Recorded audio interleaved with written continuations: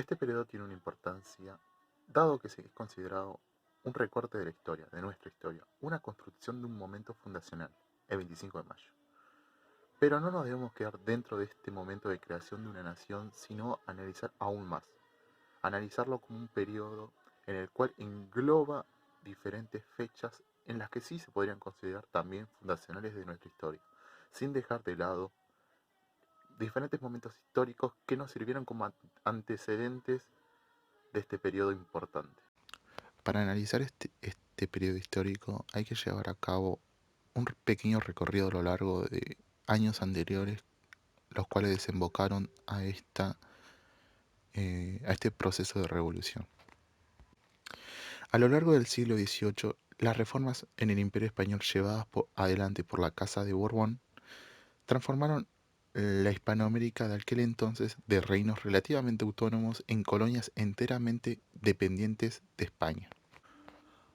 Una de las reformas se destacó por la creación del Virreinato de la Plata, que reunió territorios independientes hasta entonces del muy extenso Virreinato del Perú y se le dio una importancia a su capital, la ciudad de Buenos Aires.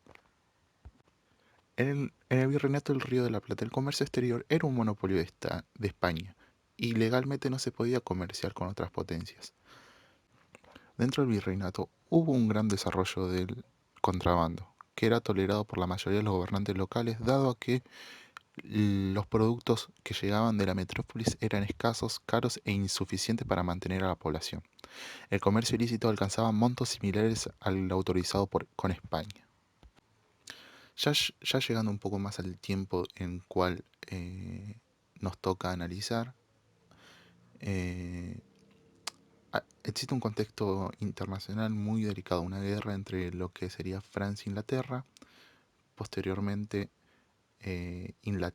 Francia pide a España poder pasar por su territorio para poder invadir un aliado eh, inglés como era Portugal y generar un bloqueo que se estaba manteniendo hacia Inglaterra. Ya en 1808, a partir de un motín de Aranjuez, dado que la sociedad española no aceptaba las políticas de Carlos IV y su ministro Godoy, se adjudicó el trono al heredero, que es Fernando VII.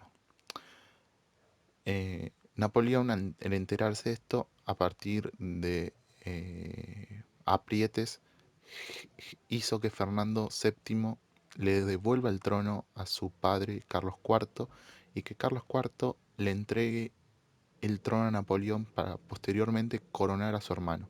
Este manejo se llamó y lo que se conoce históricamente como la farsa de Bayona. Remontando un poco al contexto interno de esta anterior a esta época, cabe destacar las invasiones inglesas y la respectiva victoria de las tropas criollas ante esta, que generaron un sentimiento de unidad y fuerza que emergió entre la población rioplatense. En efecto, esta situación generó que desde las colonias americanas se sintieran desatendidas y desabastecidas por la corona española, cosa que se fue manteniendo hasta la época de 1810. Retomando un poco lo que comenté hace un momento de la cuestión del contrabando, se generaron dos grupos totalmente diferenciados dentro del poder de la colonia. Los que reclamaban el comercio libre para importar directamente con cualquier país sin necesidad de comprar todas las mercaderías trianguladas por España. Dentro de este grupo se podía distinguir a su vez un grupo poderoso de contrabandistas criollos o españoles asociados a mercaderes ingleses que fomentaban la nula protección de la manufactura local.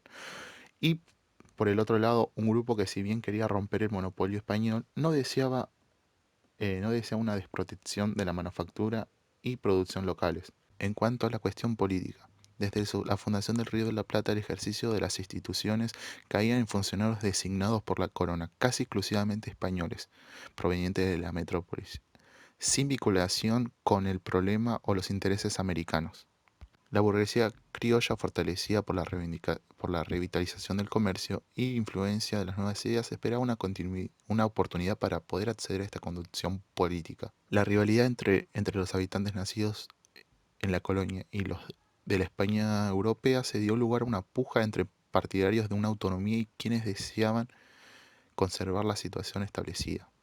Aquellos a favor de la autonomía se denominaban a sí mismos patriotas americanos, sudamericanos o criollos, mientras que los partidarios de la realeza española se llamaban a sí mismos realistas.